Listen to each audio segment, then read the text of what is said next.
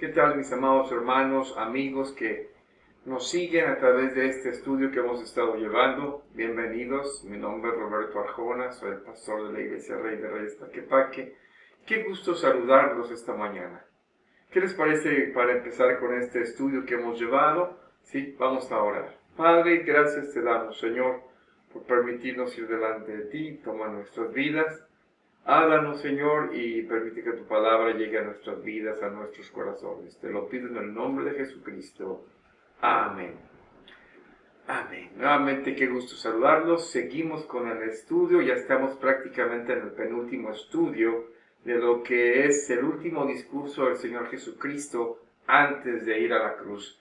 Y hemos estado estudiando los capítulos 14, 15 y 16 hasta el 17 del Evangelio de Juan. Quiero invitarles que demos lectura a los versículos 20 al 26 del capítulo 17. Dice la palabra de Dios: mas no ruego solamente por eso, sino también por los que han de creer en mí por la palabra de ellos, para que todos sean uno, como tú, oh Padre, en mí y yo en ti, que también ellos sean uno en nosotros, para que el mundo crea que tú me enviaste.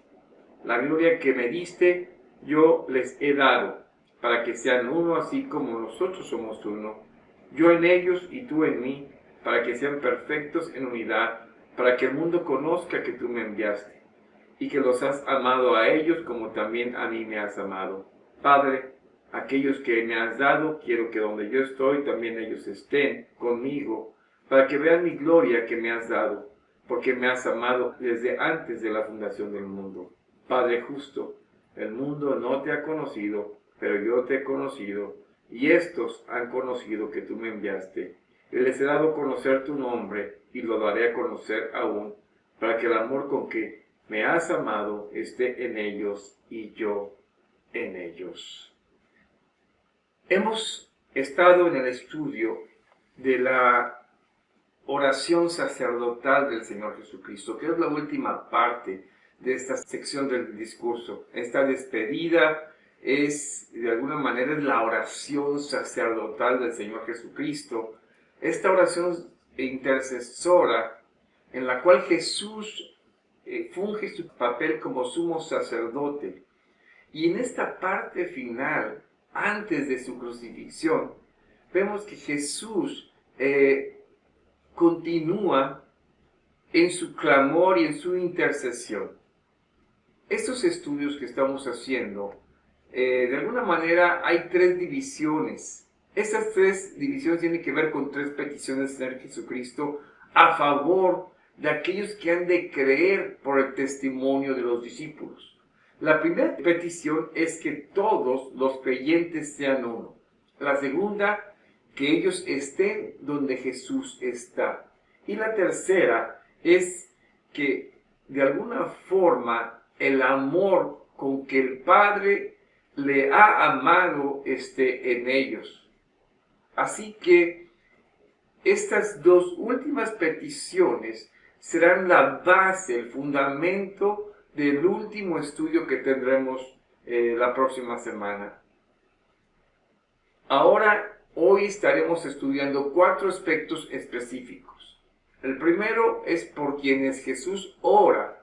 El segundo es para qué ora. El tercero, el fin por el cual Jesús ora. Y el cuarto, el modelo que Jesús pone para esto. Y hay 2 aspectos: el objeto específico de su oración, el objetivo específico y el fin específico de la oración, que es un modelo especial también, que sería el cuarto aspecto de esto. El primero, el objeto específico de esta oración. Dice el verso 20: mas no ruego solamente por eso, sino también por los que han de creer en mí por la palabra de ellos.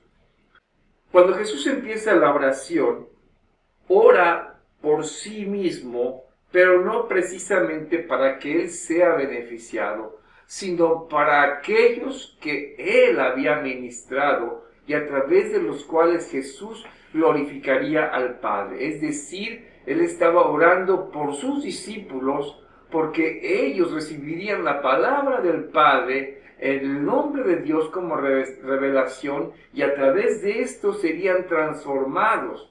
A pesar de que en medio de esto el mundo los odia, Jesús pide que ellos en el mundo sean usados para alcanzar al mundo con la palabra del Padre. Ahora, siguiendo este sentido, ahora Jesús ora no solo por ellos, sino por aquellos que han de creer por la palabra de ellos. Sí, ¿por qué? Porque han de creer ¿en quién? En mí. Así dice el Señor Jesús. Jesús ora aquí no por el mundo en general, sino por aquellos que creerán en Él a través de la palabra de ellos. De alguna forma, esta es una progresión, es un crecimiento a través del cual la palabra se está extendiendo, está llegando a la gente que se está alcanzando a través del Evangelio. Y ahora son aquellos creyentes que creerán por el ministerio de los discípulos. Cada parte de esta oración desemboca en la siguiente parte. Tenemos que decirlo de otra manera. Desde el centro hasta los círculos exteriores va creciendo de tal manera que la intercesión del Señor Jesucristo por los creyentes de alguna forma nos hace crecer y ver que es importante en el trabajo del Evangelio y de la predicación de la palabra el que aquellos que van creyendo a través de los años, a través de los siglos, a través de aquellos que llevan el ministerio de la palabra de Jesucristo. Todo este proceso tiene que ver con la palabra que el Padre da al mundo. El segundo, el objetivo específico de esta oración, dice el verso 21, para que todos sean uno, como tú, oh Padre, en mí y yo en ti, que también ellos sean uno en nosotros, para que el mundo crea que tú me enviaste. Aquí Jesús está pidiendo en una frase muy importante, porque de alguna manera sugiere un aspecto sentimental en la unidad, pero es más el sentido de la esencia. ¿Por qué? Porque algunos ecumenistas, es decir, algunas personas que piensan que los que se dicen cristianos deben estar unidos a través de una estructura a nivel mundial. No se está refiriendo a una organización, a una estructura. Se está refiriendo a una unidad especial en la naturaleza de la unidad del Padre. Dice que todos sean uno como tú, oh Padre, en mí, yo en ti. Es decir, la unidad del Padre y el Hijo no es una estructura, ¿sí? Es una unidad en su naturaleza. Y por eso es lo que Jesús está pidiendo, es que ellos, que los creyentes sean uno en toda su naturaleza como ellos son uno. Y esto tiene que ver con el amor. De alguna manera lo vimos en Juan 15, el hecho del llamado en la unidad del cuerpo de Cristo, de los creyentes, es que se aman y participan en la unidad de una vida, de motivos, de un enfoque espiritual. Esta unidad viene de que somos en Cristo uno.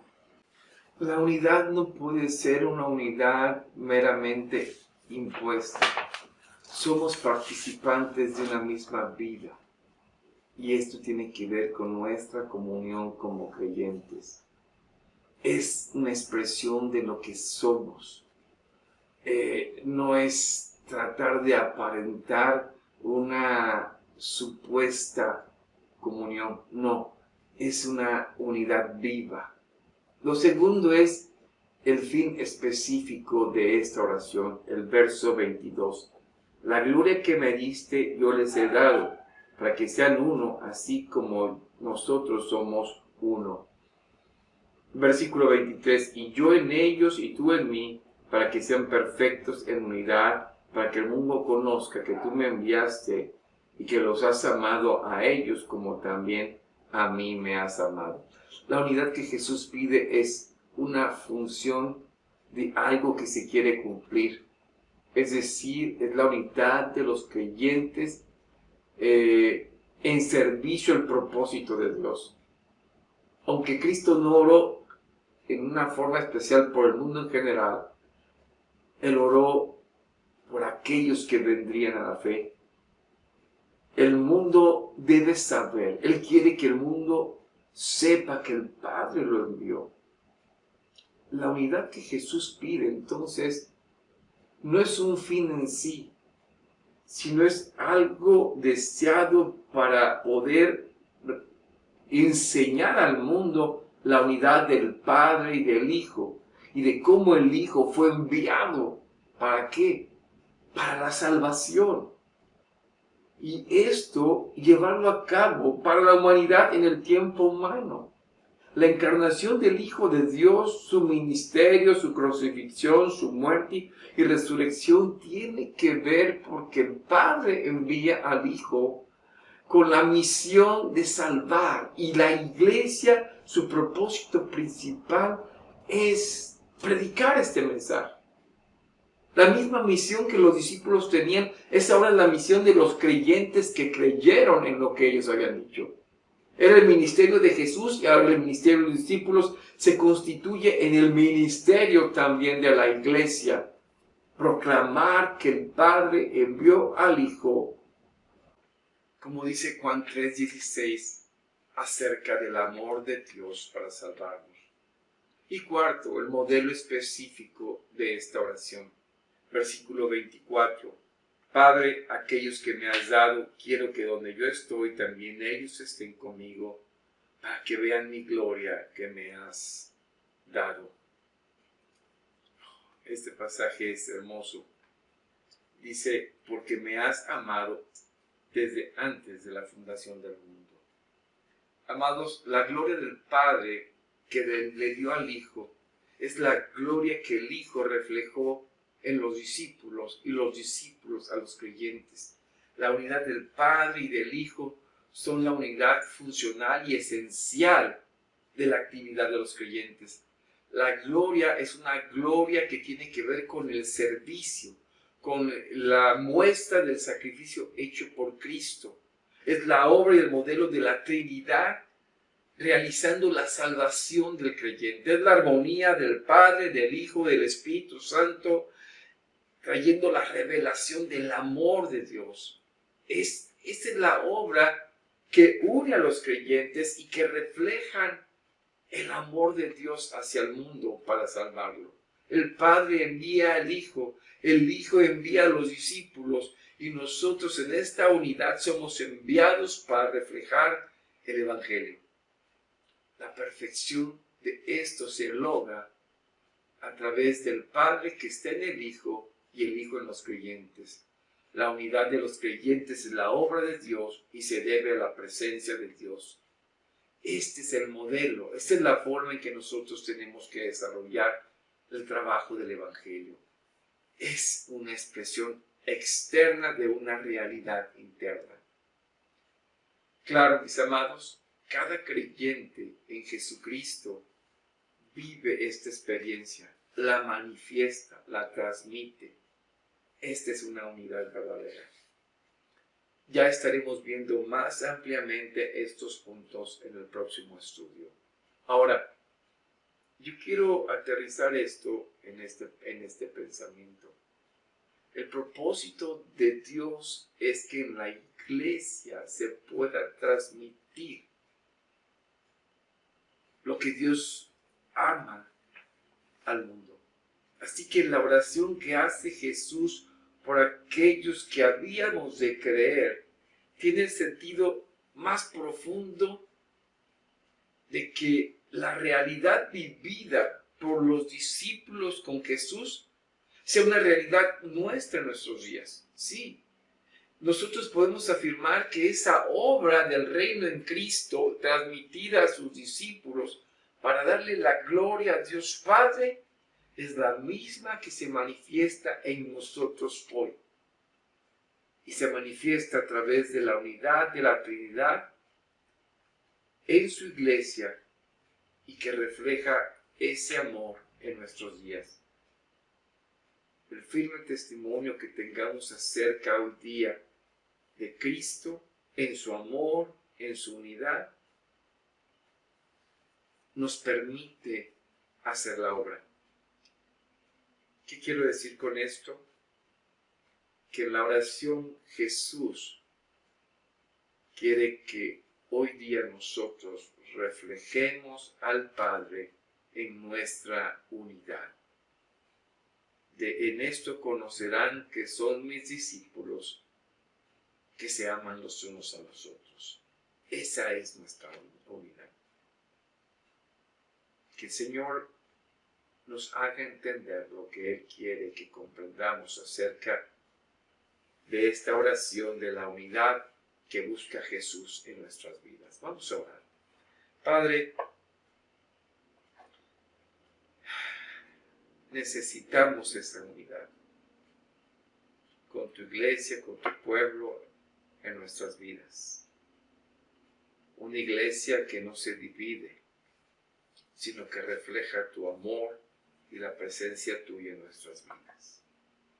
Ese es el clamor del Señor Jesucristo, que podamos vivirlo y experimentarlo día a día. Gracias, Padre, por esa oportunidad que hoy podemos reflejar esa unidad del Padre, del Hijo y del Espíritu Santo en nuestras vidas. En Jesucristo. Amén. Dios les bendiga.